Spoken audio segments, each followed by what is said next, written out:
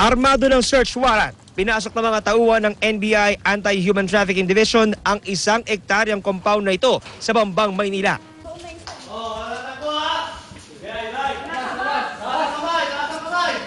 Kanya-kanya ng pulasan ng mga Chinese national na target ng operasyon.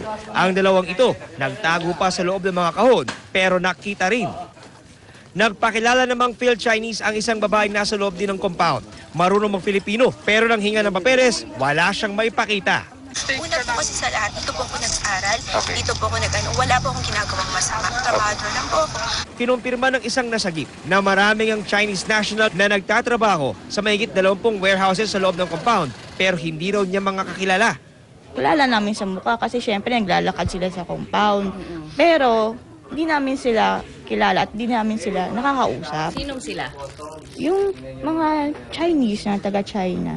Ayon sa NBI, hindi bababa sa 20 Chinese nationals na hinihinalang biktima ng human trafficking ang kanilang nasagip sa operasyon.